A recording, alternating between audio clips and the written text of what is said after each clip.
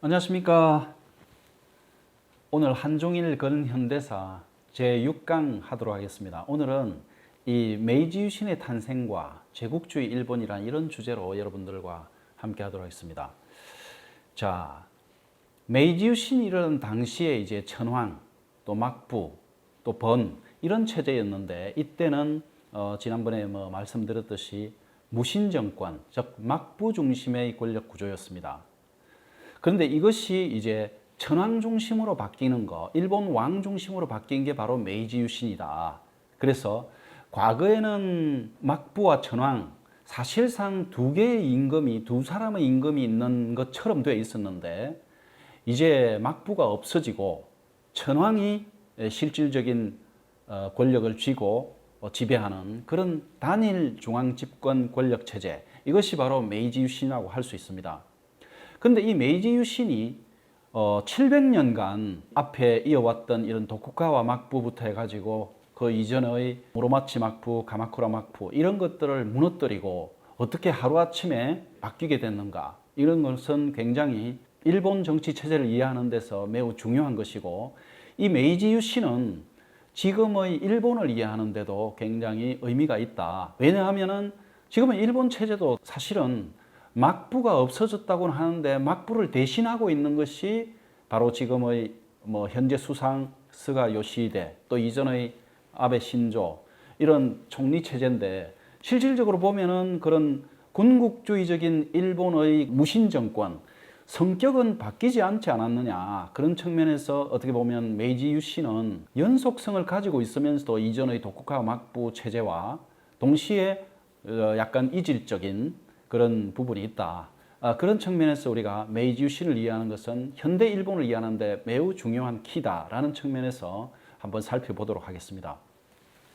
그럼 막부 체제에서 유신 체제로 전환되는 첫 번째 계기는 무엇이었을까요? 예, 아마도 막부 체제가 그때 당시에 이제 우리 조선에서 지난번에 우리 1862년도에 진주 농민 항쟁으로 조선이 굉장히 혼란스러웠다 이렇게 말씀을 드렸는데, 당시에 또 한 가지 조선을 혼란스럽게 한 것은 바로 개항 요구였습니다. 그 개항 요구는 전 세계적이었는데 일본에서도 역시 개항 요구가 있었다. 그것이 1853년 이 에도만 우라가항에 나타난 바로 미국의 페리 함대가 통상 요구를 한 사건입니다.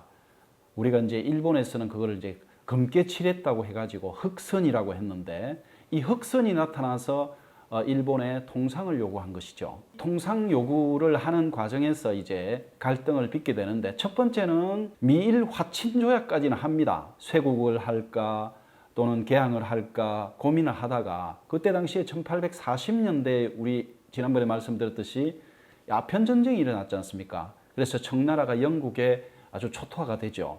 그 사건이 막부 정부를 충격에 빠뜨려 가지고 결국은 불가피하게 개항을 할 수밖에 없다, 이런 생각을 하게 됩니다. 그래서 미일 화친 조약을 맺게 되죠. 그 화친 조약의 내용을 보면요, 대략 이런 것이 있습니다.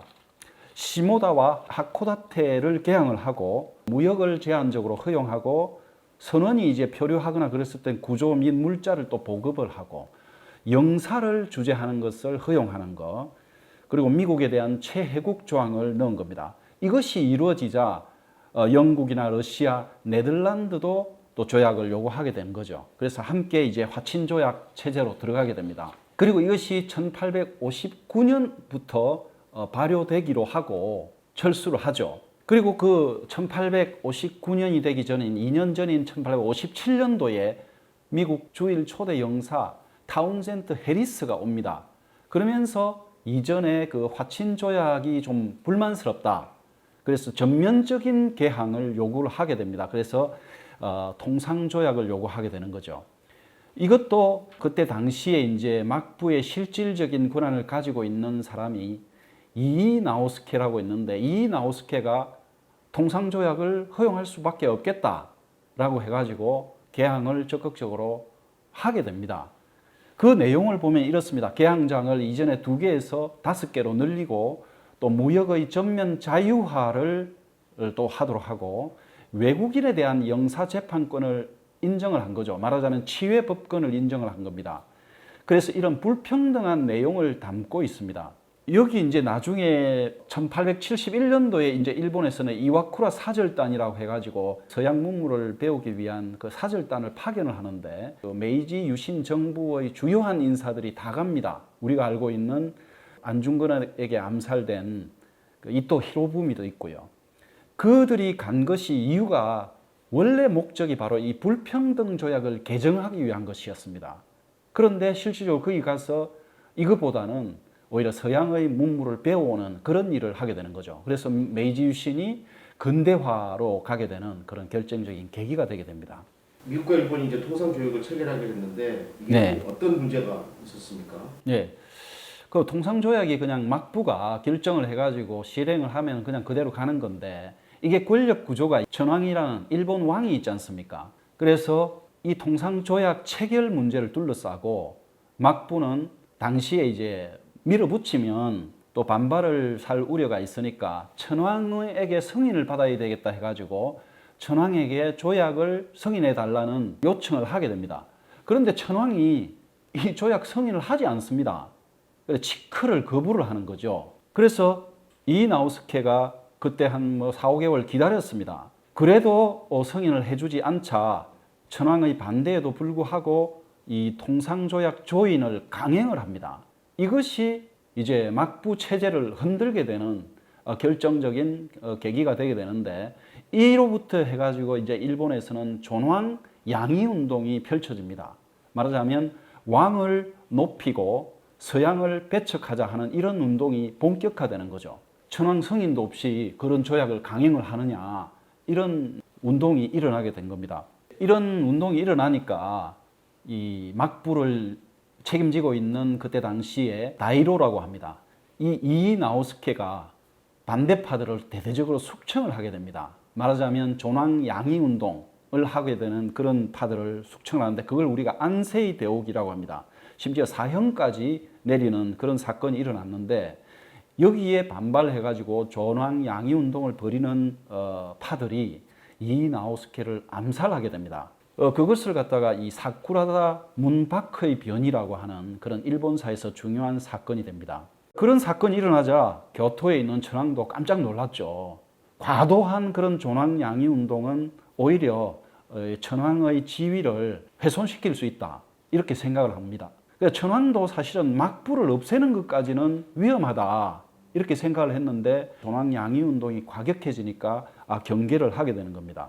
그리고 또 이제 이런 일이 일어나니까 막부도 천황의 그 의중을 살펴서 뭔가를 결정을 해야 되겠다 생각을 하게 되고요. 공무합체 운동을 하게 됩니다. 이 공무합체 운동은 우리가 공이라고 하는 것은 천황을 얘기하는 거고 무는 무사. 그래서 천황과 무사, 교토에 있는 조정과 에도에 있는 쇼군 요 둘이를 다른 그 조직이 아니고 한 몸이다 생각해서 정치를 하는 공무합체 운동을 하게 되는 거죠.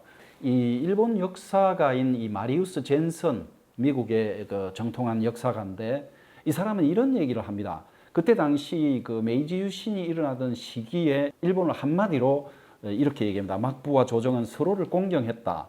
왕은 막부에 맞설 권력이 없고 막부는 왕을 없앨 권위가 없는 그런 모호한 체제였다. 이렇게 이야기하게 됩니다. 그렇지만은 이제 존왕 양위 운동은 격화되게 되는 거죠. 그래서 이제 일어난 것이 시모노세키 전쟁입니다. 시모노세키 해협을 지나가는 서양 선박을 그때 당시에 이제 존왕 양위 운동의 본거지라고 할 수 있는 조슈번이 그게 공격을 하게 됩니다.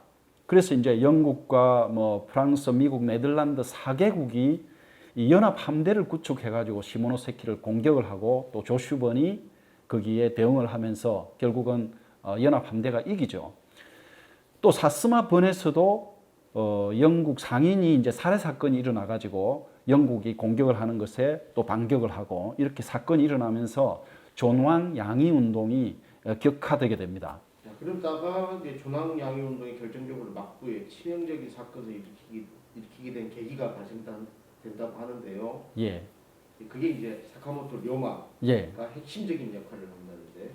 네네. 어떻습니까? 예, 사카모토 료마가 핵심적인 역할을 하게 된 게 이제 메이지 유신을 만들게 되는 결정적인 일을 하게 되는데, 우선 사카모토 료마에 대해서 간단하게 말씀드리면은 이 조난 양이 운동을 하는 일본의 중요한 번이 있는데 그게 도사번입니다. 이 도사번의 무사 출신인데, 이 무사 출신이면서 뭐 이 호기심이 많아가지고 에도를 자주 왔다 갔다 합니다. 그러면서 에도에 와 있는 다양한 다이묘들과 교류를 하면서 존왕 양이 운동에 눈뜨게 됩니다. 왜냐하면 그때 당시 이제 서양 세력이 침범해오고 하니까 위기 의식을 많이 가지고 있지 않습니까? 그래서 자기도 이제 존왕 양이 운동에 관심을 가지게 되는 거죠. 그러다가 이제 막부는 탄압을 하게 됩니다. 이 탄압을 피해서 사스마 번으로 숨어들게 되죠. 그리고 사스마를 본거지로 하면서 이 사스마를 조슈와 화해시키는 일을 합니다. 그래서 사스마와 조슈번의 동맹, 그 사초 동맹이라고 하는 것을 맺게 하는 거죠. 1866년도예요. 그 사초 동맹에 사초 맹약이라고 있는데, 그 사초 맹약의 핵심이 바로 사스마는 막부의 2차 정벌에 가담하지 않는다. 조슈의 2차 정벌에 가담하지 않는다. 이런 내용들이 있습니다. 그래서 막부는 모르게 이런 밀약을 맺는 거죠. 그래서 조슈 정벌이 몹시 힘들게 되는 그런 일이 발생을 합니다. 그래서 이 사초 맹약의 핵심이 내용이 이렇습니다. 우리의 첫 번째 근무는 다른 나라들 앞에서 당당히 고개를 들 수 있게 황국 고래의 국채와 제도를 명백하게 드러내는 것이다. 한 집에 두 명의 주인이 있을 수 없고 한 나라에 두 임금이 있을 수 없다. 정치적인 형벌은 한 임금의 손에 귀속되어야 한다. 쇼군이 정치 권력을 취하는 것은 천지간의 도리가 아니다. 이 사초 동맹에서 얘기한 바로 이 맹약이 사실상 메이지 유신을 만든 핵심적인 내용이라고 할 수 있습니다. 그래서 료마가 한 첫 번째 일이 바로 그런 그 사초 동맹을 만들어 준 거고요. 두 번째는 대정봉환을 만들어 준 겁니다. 사카모토 료마가 이 대정봉환을 만들어 주기 위해서 중요한 제안을 하는데 바로 그게 선중팔책이라는 겁니다. 선중팔책은 배 위에서 생각해낸 8가지 계책이라고 얘기할 수 있는데, 그 계책을 줌으로써 대정봉환이 이루어집니다. 그 계책의 핵심이 바로 이겁니다.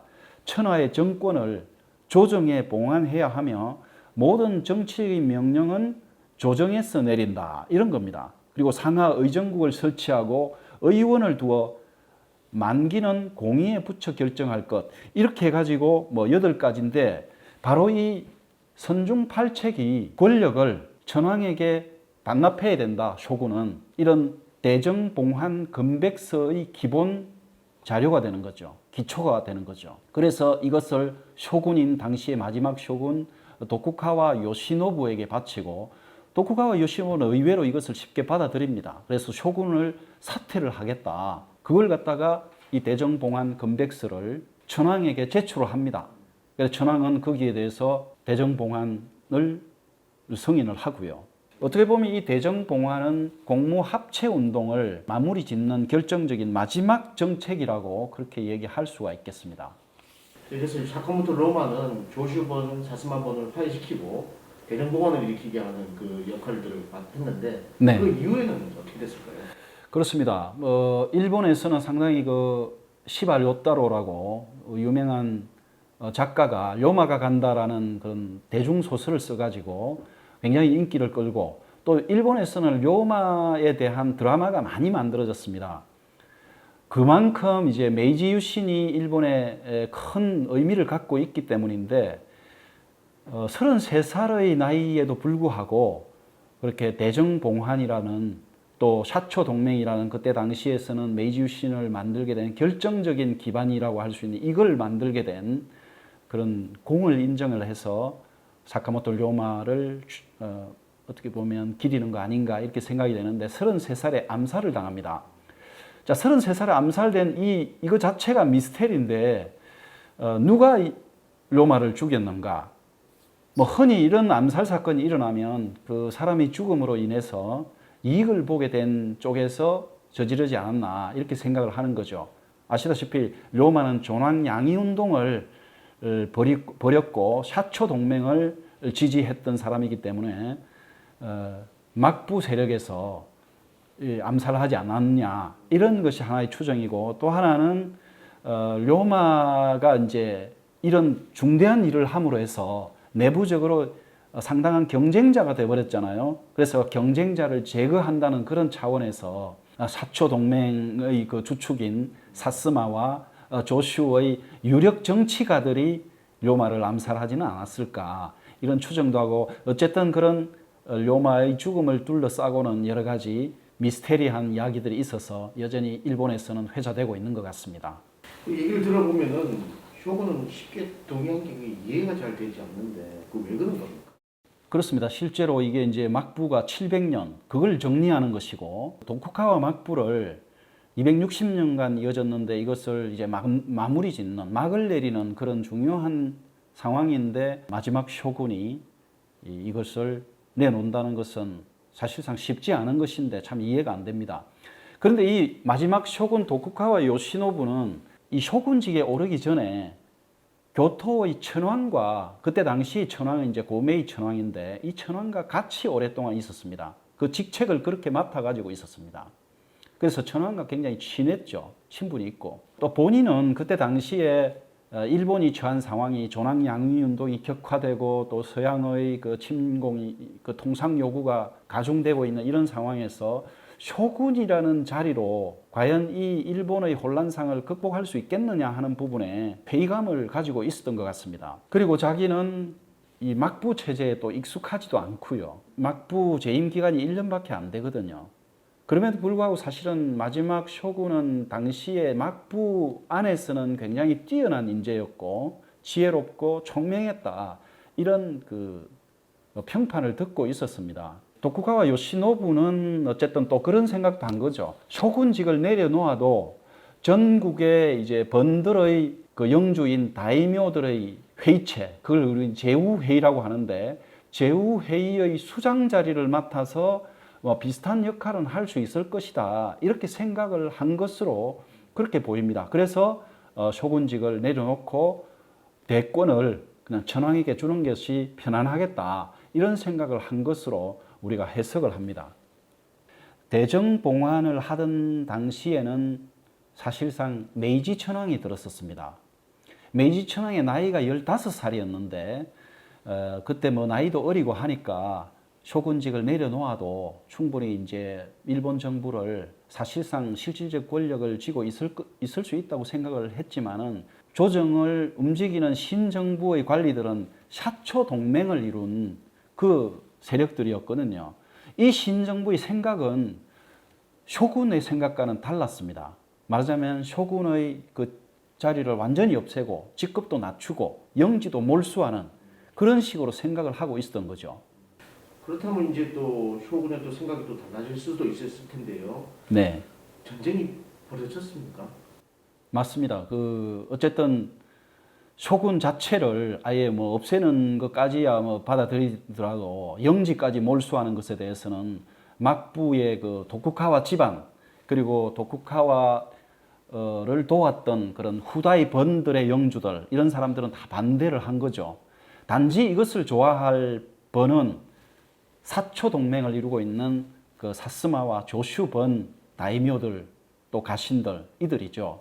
그래서 전쟁이 벌어졌는데 메이지 유신의 신정부군을 주도하고 있는 사스마와 조슈의 지도자들, 그리고 막부군 둘 사이에 전쟁이 벌어져서 2년 동안, 뭐 횟수로는 2년이지만 사실상 9개월 동안 전쟁이 벌어졌습니다. 그래서 1868년 1월부터 1869년 5월까지 9개월 동안 그렇게 벌어집니다. 그걸 갖다가 우리는 보신전쟁이라고 합니다. 그러니까 무진년에 일어났다고 해가지고 무진을 일본말로 보신이라고 해가지고 보신전쟁이 하루인 거죠.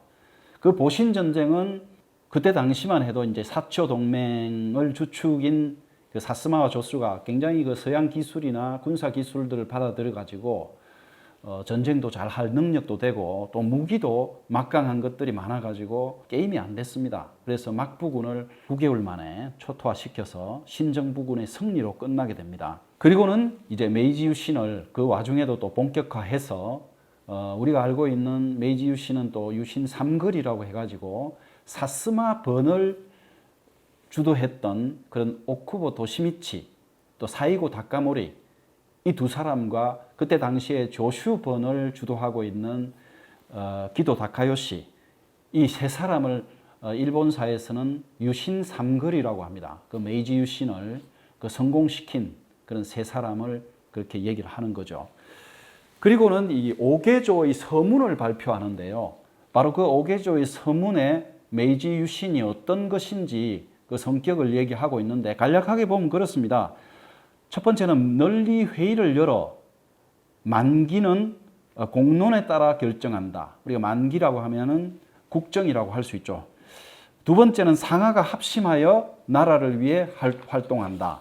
또 관리와 무사뿐 아니라 서민도 각자 뜻한 바를 이루어 불만이 없도록 해야 한다. 구례의 누습을 타파하고 천지의 공도를 따른다. 전 세계에서 널리 지식을 구해 황국의 기반을 굳건히 다진다. 이 5개 중에서 저는 주목하는 것이 5번째입니다. 말하자면 전 세계에서 널리 지식을 구해 이게 뭐냐 하면은 이제 개항을 적극적으로 하겠다라는 것이고 그 뒤에 있는 황국의 기반을 곤고히 다진다라는 것에는 이 서양의 군사 과학 기술을 배워서 근대화하는 이유가 뭐냐? 천황의 권력 기반을 공고히 하는 것이다 라는 것을 이 유신 이 오개조 서문에 그대로 있다라고 볼 수 있습니다. 그래서 마무리를 하면은 유신이라는 것은 이후에 이제 뭐 판적 봉환, 다이묘들, 번들의 영주들을 전부 몰수해 가지고 다시 거기에 임명을 하는, 이전엔 다이묘지만 다시 임명할 때는 그냥 지번사라고 해가지고 사실상 우리가 얘기하는 뭐 지사, 뭐 도지사 이런 것처럼 그렇게 하고 또 폐번치현이라고 해가지고 번들을 전부 다 없애버리고 현으로 만들어서 천황이 그 현을 다스리는 최고 지도자를 임명하는 그런 체제로 가가지고 천황 중심의 단일 중앙 집권 체제로 그렇게 만드는 것이 바로 메이지 유신이다. 그래서 적극적으로 이제 서양 과학 기술을 받아들여서 근대화를 하게 됩니다. 교육, 과학, 문화, 심지어 헌법까지 만들고 또 의회도 만들어서 상하 양원제를 만듭니다. 그런 식으로 이제 근대화를 해가면서도 동시에 봉건적인 전통, 천황 중심의 지배 체제, 그래서 전통과 근대의 융합 체제가 바로 메이지 유신이다 라고 볼 수 있습니다. 어떻게 보면 비서구권에서 최초로 근대화를 이룬 그런 혁명적 개혁을 했다라고 볼 수 있습니다.